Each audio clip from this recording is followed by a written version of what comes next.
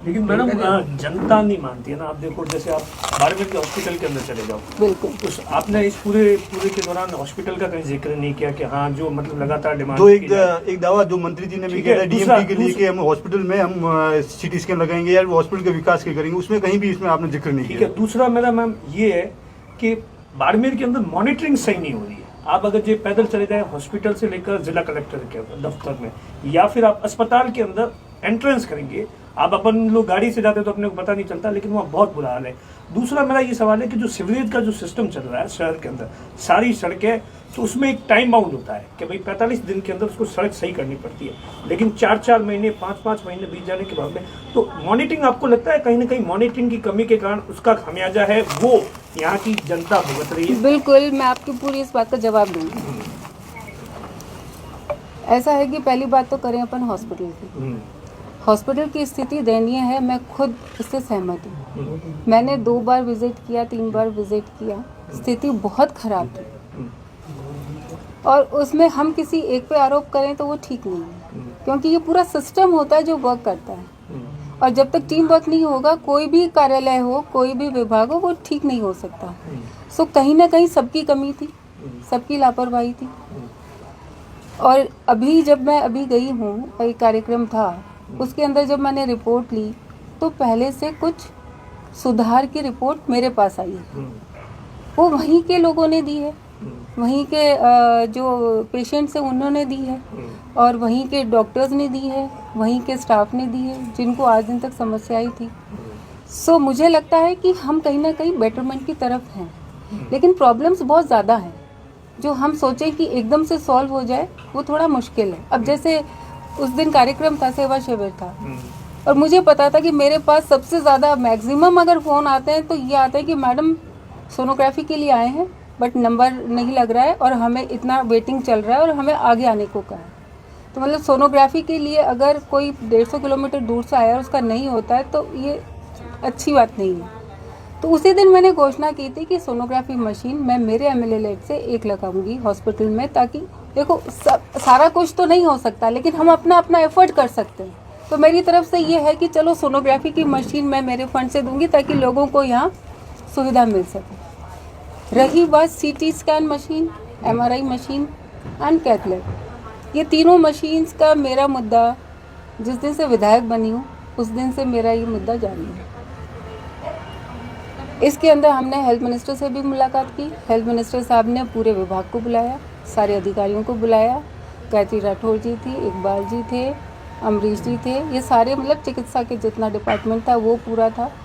और उन्होंने हमें ये वादा किया था कि हम 6 महीने के अंदर ये पूरा काम कर देंगे।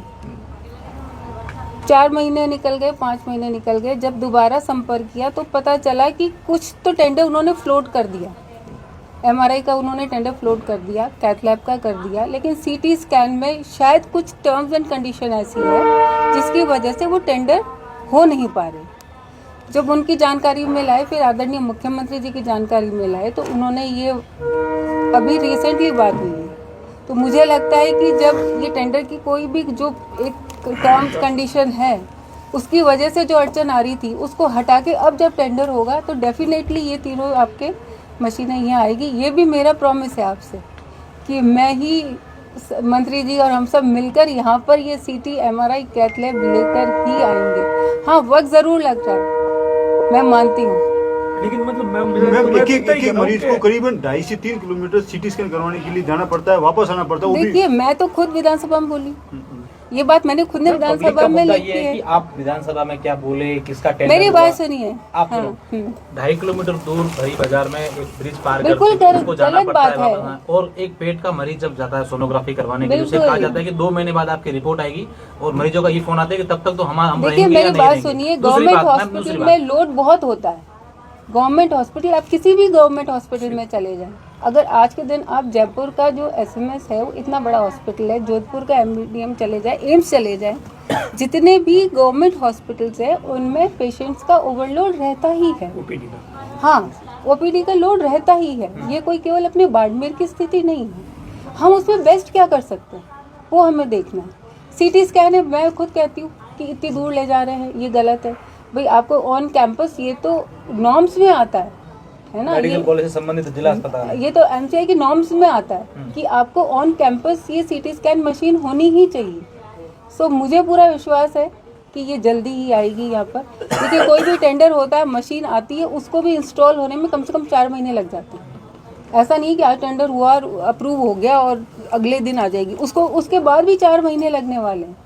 मैम बाड़मेर में नवो बाड़मेर की बात पिछले 4-5 महीनों की बात करें तो नालों के ऊपर से फेरो कवर खुले पड़े हैं, जगह जगह पर अतिक्रमण जगह पड़े हैं, गंदगी पड़ी है। गंदगी, पूरा शहर गंदगी सटा पड़ा है। दिवाली आने वाली है, बाड़मेर के लोग आपसे तोहफा भी मांग रहे हैं, तो इस बड़ी सौगात के साथ साथ आप ये भी बाड़मेर की जनता को साफ सुथरा शहर के, क्योंकि लोग दिवाली के समय घरों की भी सफाई करते हैं, तो क्या शहर को ये सौगात ही मिली? देखिए मेरा बस चले ना तो मैं तो बाड़मेर शहर को चमका दूं पूरा। लेकिन बहुत प्रॉब्लम्स इसमें भी देखिए कितनी सारी है कि नगर परिषद के अंदर कमिश्नर नहीं है। अभी ऑपरेशन सिंदूर में आए थे, वो चले गए। नगर परिषद बाड़मेर में कमिश्नर कोई आना नहीं चाहता। अभी हैं तो एडीएम साहब संभाल रहे हैं। एडीएम साहब के छाया छीन को दिया। अब मेरे पहले एडीएम साहब ही संभाल रहे थे हैं, अब उनके ऊपर दोनों बाहर आ गए। एक कमिश्नर होके और वो संभालते हैं, तो हालांकि वो इतना प्रयास कर रहे हैं, मैं ये कहूँगी प्रशासन वो काम कर रहा है, चाहे एडीएम साहब हो, चाहे कोई और दूसरी छाया मैडम हो, चाहे कलेक्टर मैम ने जो नवो बाड़मेर, ये उनका वर्क नहीं है, ये फिर भी वो संभाल रहे हैं। तो इसके अंदर बाड़मेर नगर परिषद की स्थिति ऐसी है कि मैं खुद उस बात की गवाह हूँ, और आप जितने या बाड़मेर के बीजेपी के जितने भी लीडर्स हैं उनसे भी आप बात करेंगे तो ये क्लियर हो जाएगा कि कोई नहीं आना चाहता बाड़मेर नगर परिषद में। लेकिन फिर भी किसी के ना चाहने से कोई नहीं आएगा, ऐसा नहीं होता। बिकॉज कमिश्नर है, पोस्ट है, तो अगले आएगा ही और आना ही पड़ेगा जब तक ये पूरा सिस्टम ठीक नहीं होगा, क्योंकि सिस्टम नगर परिषद का ढांचा पूरा बिगड़ा हुआ था। आज मैंने किसी कार्यक्रम में था, मैंने कहा 100 करोड़ का घोटाला हुआ, तो वहाँ मेरे पास ही कांग्रेस के प्रधान साहब बोले, बैठे थे, बाद में गई, उन्होंने कहा आपने गलत बोल दिया मैडम, 100 करोड़ नहीं 130 करोड़ का घोटाला है। मैं कहा ओ सॉरी, अगली बार मैं करेक्ट करूँगी। सबको पता है कि पिछले कार्यकाल में क्या हुआ है। इंदिरा रसोई में इतना बड़ा घोटाला हुआ, FIR हुई है, बिल्कुल लापता, इतने दिन से कोई गिरफ्तारी नहीं हो रही, तो क्या इसको लेकर भी आप कहेंगे भूमिगत हैं? अरे देखिए मेरी बात सुनिए, ये FIR लॉन्च होना ये हमारा फर्स्ट अचीवमेंट है कि हमारी ये इतने प्रयास किए और पीछे लगे, चाहे दिलीप जी पालीवाल हो, चाहे मैं हूँ, चाहे स्वरूप सिंह जी हो, चाहे अनंत जी हो, सबने मिलकर प्रयास किया। टाइम क्यों लगता है FIR दर्ज होने में? क्यों टाइम लगता है इतना? भाई आपने शिकायत कब की? देखिए नहीं मेरी बात सुनिए, FIR दर्ज करना तो बहुत आसान है, वो भी नहीं उन्हें अभी एक मिनट FIR दर्ज करने का एक तरीका होता है कि हम कोई रिपोर्ट देते हैं, रिपोर्ट के ऊपर पुलिस पहले देखती है कि क्या FIR करने लायक है या नहीं। ऐसा तो नहीं है कि कहीं कोई गलत FIR हो जाए, तो वो थोड़ा सा समय लगता है उसके अंदर। बाकी FIR हुई है, वो सेक्रेटरी साहब खुद आए थे, तब FIR हो गई। मैम हमने सीवरेज को लेकर कभी अभी रिव्यू किया अभी लेटेस्ट में, कभी जो सीवरेज का काम पूरा करता है? मेरी बात सुनिए, उसका भी मैं आपको बताती हूँ। ये सारी जो है ना, आप सर्वे मैंने डीप स्टडी की है और मैं आपको बताना चाहती हूँ। लोग जानना चाहते हैं। हाँ, मैं आपके माध्यम से लोगों को बताना चाहती हूँ। मैं आपके माध्यम से लोगों को बताना चाहती हूँ कि सीवरेज का काम अलग अलग चरणों में स्वीकृत हुआ। 3 फेजेस थे। फर्स्ट फेज में 19 वार्ड थे। सीवरेज का काम होता कैसे है कि आपको पहले मेन लाइन डालनी है, वो मेन लाइन आगे तक कनेक्ट हो जाए, फिर आप घरों के जो STP है वो कनेक्शंस कर दो, ताकि वो जो सीवरेज का पानी उसमें मेन लाइन में जाएगा तो वो आगे तक उसका मतलब निकासी का उसका रास्ता होना चाहिए। और तब तक ये कनेक्शन नहीं करना चाहिए जब तक आगे पानी निकलने का, सीवरेज का पानी निकलने का रास्ता नहीं है, तब तक आपको कनेक्शन नहीं करना है। इन केस जैसे अपने नीचे टैंक्स बने रखें जब तक सीवरेज नहीं थी, अगर सीवरेज लाइन डालने के लिए वो टैंक्स अगर तोड़े जाते हैं तो ये उस कॉन्ट्रैक्टर की जिम्मेदारी है कि वो उन टैंक्स को बनाए। इसके लिए गवर्नमेंट उनको उस कॉन्ट्रैक्ट के तहत पैसे देती है। लेकिन जो पहले फेज में काम हुआ उसके अंदर आप ये स्थिति देखिए कि वो मेन लाइन से कनेक्ट ही नहीं हुआ। ये समस्या कब सामने आई कि पिछले टाइम में मैंने देखा, मेरे पास फ़ोन आते थे कि मैडम हमारे यहाँ से पानी या तो घरों के अंदर वापस आ रहा है गंदा पानी, या फिर सड़क पे बाहर आ रहा है। तो मैंने पता किया कि ये ऐसा क्यों हो रहा है, तो पता चला कि हर बार वो क्लीन करते हैं, एक मशीन लाते हैं, उसको सफाई करवाते हैं उन टैंक्स को, और वो मशीन भी पिछली बार जोधपुर से मंगाई गई थी, अपने बाड़मेर के अंदर नहीं है, वो जोधपुर से ऑन रेंट मंगाई गई थी। तो फिर प्रॉब्लम का पता किया तो पता चला कि साहब 600 मीटर की लाइन अभी बाकी है। ये अभी इस शिविर के अंदर सारा सामने आया कि 600 मीटर की मेन लाइन जब तक नहीं होगी, कनेक्ट नहीं होगी, तब तक ये समस्या रहेगी। तो आप जो कह रहे हैं ना मॉनिटरिंग, आप बिल्कुल सही कह रहे हैं। अगर फर्स्ट फेज जब बना तब अगर प्रॉपर मॉनिटरिंग होती तो आज के दिन ये नौबत ही नहीं आती ना। तब अगर नहीं, एक मिनट और मैं सुनाऊं, उसके बाद क्या हुआ? जगह जगह सड़कें खुद ही पड़ी, उसके ऊपर सड़क नहीं बनी, सड़क बननी चाहिए, और जहाँ बनी है वहाँ पर वो जो उनके सिवर होल्स है, वो जो ढक्कन है, उनके ऊपर सीमेंट कर दी। आज के दिन अगर कोई साफ करने के लिए जाना चाहे तो वो लोकेट ही नहीं कर पा रहा कि वो सिवर होल का कहाँ है। तो उसका कारण क्या? वो मॉनिटरिंग की कमी है। वो आज खामियाजा हम भुगत रहे हैं सारे। शहर के वार्ड के बाहर की आबादी नेकलेस जैसी हुई थी, तो क्या, हालांकि आपने कहा कि कई चीजें अब हो रही है, तो उसकी जांच करवाई जाए, उनके खिलाफ कार्रवाई की जाए, ताकि आने वाले भविष्य में कोई कॉन्ट्रैक्टर इस तरीके की तो नहीं करे। अब तो होगा ही नहीं, आप चिंता मत करो प्रेमधन जी। अब अपन मॉनिटरिंग करने के लिए बैठे हैं, ऐसा नहीं होगा। तभी तो मैं कह रही हूँ ये सीवरेज का काम रोक के, आपको ध्यान होगा कि यहाँ पर सीवरेज का काम चल रहा था सेकंड फेज का, उसमें कुछ लोगों ने स्टे ऑर्डर ले लिया,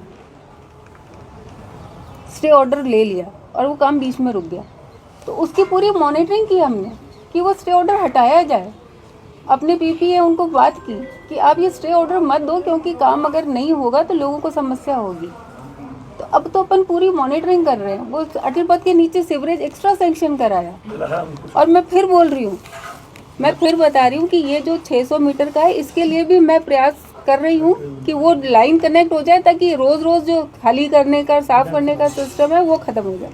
मैडम, शहर के बाहर की आबादी, जो वार्ड के बाहर की, न वो ग्राम पंचायत में बजट मिल रहा है, न उन लोगों का उनका कोई धनी दूरी हक नहीं है। वहाँ उनकी न तो लाइट मिल रही है, लाइट का बोल रहे हैं तो शहर के वार्डों में लगेगी, सड़क बोल रहे हैं तो वो भी वार्ड में बनेगी।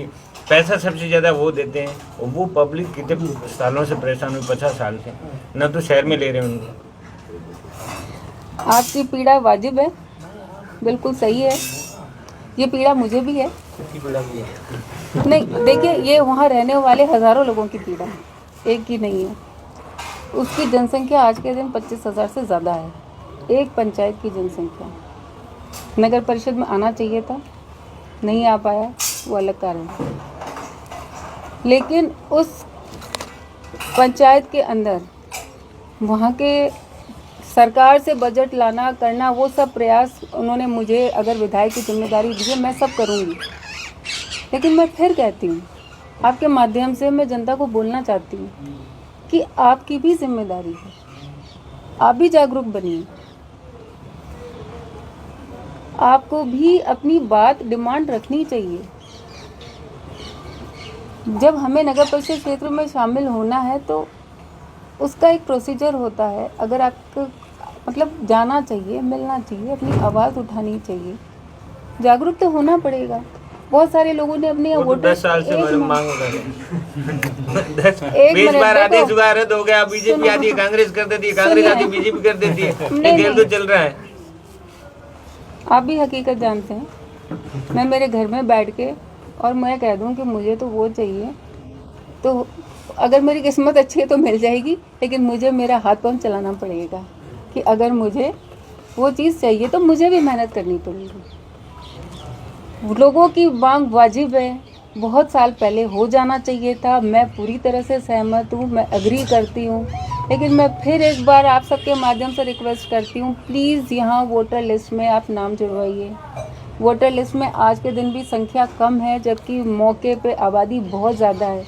मैं बार बार कहती हूँ कि अगर आपको पानी की मिलेगा तो जितनी ऑन पेपर जनसंख्या उस हिसाब से मिलेगा। आपकी जनसंख्या उससे 1.5 दुगनी है। आपको बिजली मिलेगी तो भी उसी हिसाब से मिलेगी कि आप ऑन पेपर आबादी क्या बोल रही है। आपको स्कूल भी वैसे ही मिलेगा, आपको सड़क भी वैसे ही मिलेगी। मेरी हाथ जोड़ के विनती है, तो सब वोटर लिस्ट में अपना नाम जुड़वाइए और जागरूक बनिए।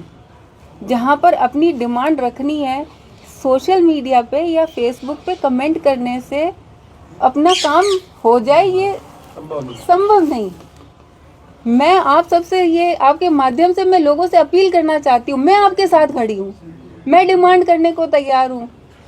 लेकिन जहाँ कहीं मैं अगर कमज़ोर पड़ती हूँ तो मुझे ताकत देने का काम भी जनता का है। आप प्लीज़ मेरे साथ आए, कोई बात रखनी हो तो आने चाहिए। और मैं फिर भी कह रही हूँ, चलो कोई बात नहीं, मैं मुझे भी आप कह रहे हो जो मुझे पीड़ा है, मैं तो फिर भी मैंने पहले ही कहा मैं वहाँ की सड़कों के लिए अलग से बजट लाने का प्रयास कर रही हूँ। और मुझे विश्वास है कि उसमें भी आप सबका अगर आशीर्वाद रहा, साथ रहा, तो उसमें भी सफल होंगे। तो एक्स्ट्रा बजट वहाँ के लिए ला रही हूँ। रही नालों की बात, नालियों की बात, उस क्षेत्र में जो बरसात होते ही सारे घरों में पानी डूब रहा है। अब ये हर साल का होने लग गया, किसी ने प्लान नहीं किया, किसी ने सोचा नहीं, ज़्यादा से ज़्यादा हो गया तो मिट्टी डलवा दी कि खाली प्लॉट है तो मिट्टी डाल दो, खाली प्लॉट है तो मिट्टी डाल दो। लेकिन ये कोई अल्टीमेट सॉल्यूशन नहीं। मैं आपको बताऊं लाकाराम जी कि हमने अभी एक डीपीआर करवाई है।